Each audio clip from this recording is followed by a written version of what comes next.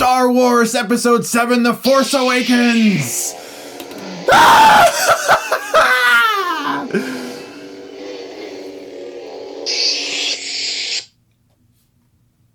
So guys, my most anticipated movie of the year has finally arrived, and if you missed my spoiler-free review, that review is on my channel right now. I talk entirely about the film, in depth as much as I could without spoiling any plot points. If you want to check that out, I've linked that in the description below. This review is going to be filled with spoilers, so if you have not yet seen The Force Awakens, you've been warned. Let's talk in depth about this thing. And please be sure to stay tuned until the end of this video, because I can't wait to show you what's behind this.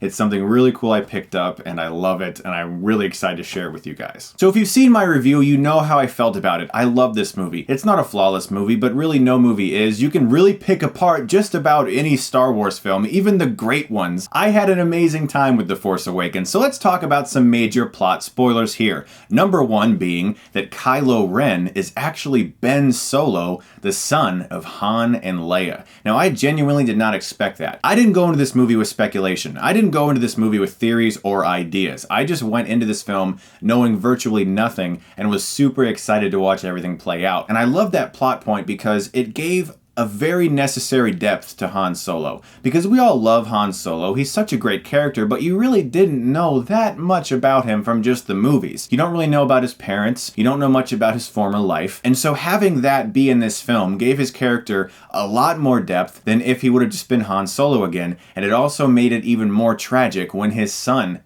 kills him. Han Solo does die. And this is something a lot of people were speculating about because Harrison Ford said in Return of the Jedi that he thought Han Solo should have died, that it would have given something more to his character, it would have been a great sacrifice. And while he's right, I'm glad that he didn't because we got to see him one more time. Killing him off at this point I think is a really wise choice for a number of reasons. For one, it gives the film some very serious, dramatic moments that you can feel is like, okay, something real is happening here. And number two, Ford is 73 at this point. He can't play Han Solo forever. So it was a brave choice on the filmmaker's part, and I think it paid off. Another major spoiler is that Rey becomes a Jedi. Finn isn't necessarily the lead character of this movie, as many of the promotional spots may have made us believe. Rey is. She's the central character in this film. And when Finn loses very quickly against Kylo Ren in their lightsaber fight, I was like, okay, that's good, because as I was watching the trailers, I kept thinking to myself, how does this guy go from Stormtrooper to Jedi so quickly?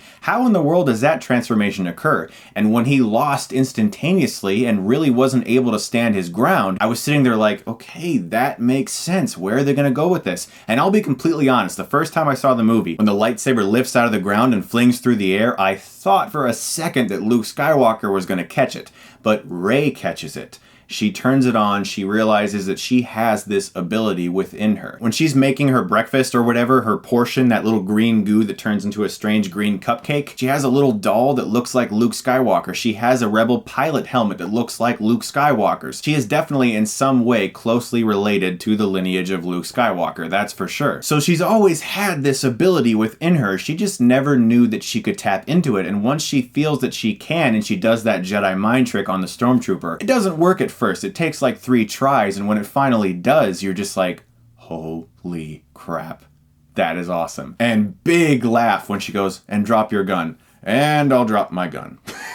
So great. So when Rey is having the lightsaber confrontation with Kylo, I was getting chills. My eyes were welling up. It's also great to finally have a badass female Jedi in a film. And what I loved about it is that Rey is basically fleeing throughout the entire fight. If you rewatch the movie, she's running away as Kylo pursues her until she's backed up against that cliff and finally digs deep and has a moment to come back against him. And that was also good because she is untrained. She just is now learning this side of her. So it wasn't like, I'm magical, I can do all these things and I'm amazing. She was definitely learning. And in that moment, we also learned that Kylo Ren is not fully trained. We cut back to Snoke and he's like, bring Kylo Ren to me, we will complete his training. So he's young. He's also inexperienced. What I loved about Kylo Ren is that I actually did get to know him. You see his mask off a lot. You feel personal with him. You understand that conflict that's within him. There's that scene where he's sitting down going like, forgive me, I feel it again. There's something going on inside of him that makes him want to go towards the light side, but he just doesn't feel that way because,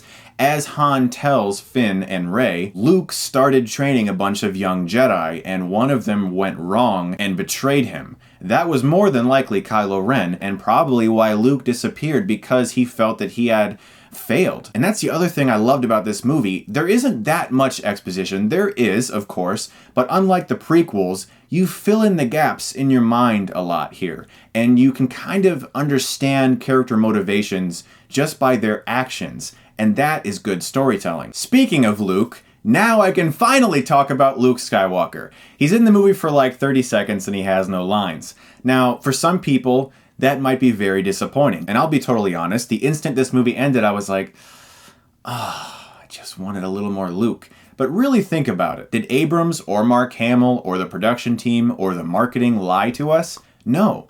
Our expectations lied to us. Luke is not on a single poster. Who's on the center of the poster? Rey is. She's the main character. Finn is off to the side in the poster. Luke is not in a single trailer.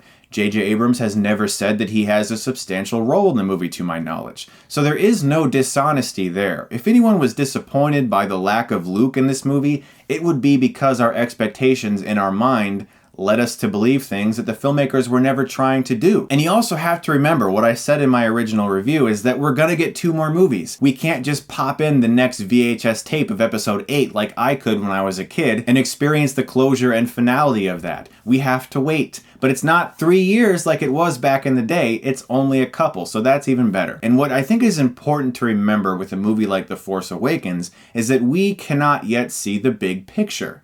It's so easy when this movie ends to just start judging and quipping and saying all these things and hating on all these little elements and nitpicking on every little thing like I did with the prequels, not understanding that we just got a movie that was a billion times better than the prequels and just launching into this hate parade against a movie that was very well made because we don't know the big picture yet.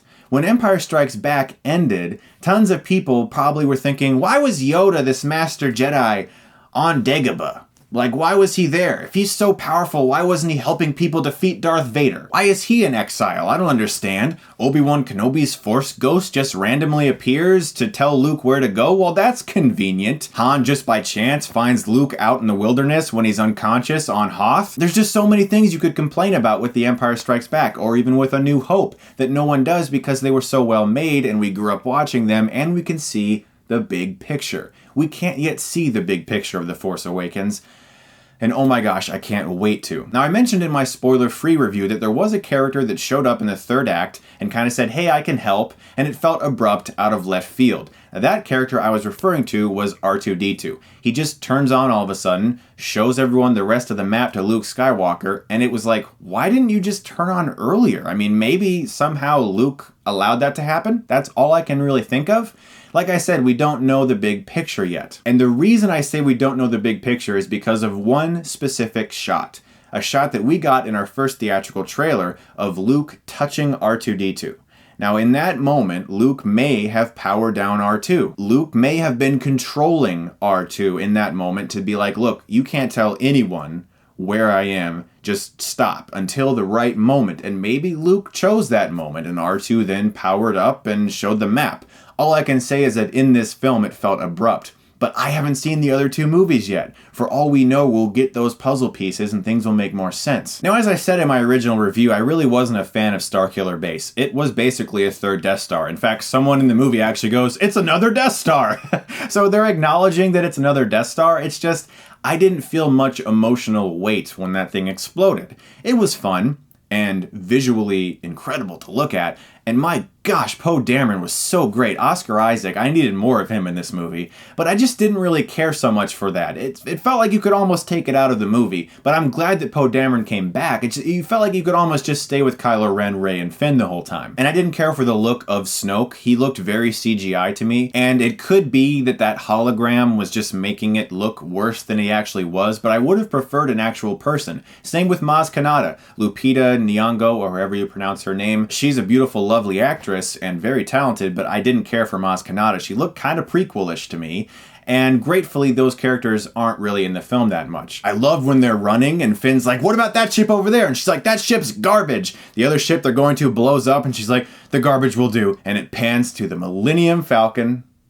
Amazing reveal. Such a great idea. My audience applauded because I saw it at a press screening first with like 10 or 12 people there. So I had like the press, zen, quiet experience. And then last night I went again to the premiere and saw it with a packed theater of fans, which was a lot of fun. And I love BB-8. He was so hilarious. The moment where he pulls out his lighter and gives Finn the thumbs up, such a big laugh. This movie just hit all of the right notes for me. It was a beautifully directed movie, a gorgeous film with long, wide takes of great action, really well-written script, funny, witty dialogue, good characterizations. It gave characters that didn't have that much emotional weight more emotional weight, that of Han. And our villain, Kylo Ren, was a person. He wasn't just like, tear the ship apart until you found those plans and bring me the passengers. I want them alive. I mean, Darth Vader's awesome, don't get me wrong, but really, we know so much more about him now, today, because we've seen 6 Star Wars movies and there's been endless expanded universe books. When Star Wars 1977 came out, really just imagine that, okay? The movie blew everyone away, amazing visual effects, but what do you really know about Darth Vader? There's one conversation where he's like, back then I was but the learner, now I am the master. What does that mean? It's so easy for us now because we see the big picture of Star Wars. With Force Awakens, we're just now experiencing that beginning. When you just compare Kylo Ren in Episode 7 with Darth Vader in Episode 4, not the other 5 films we've had to flesh out Vader, but just those 2 movies,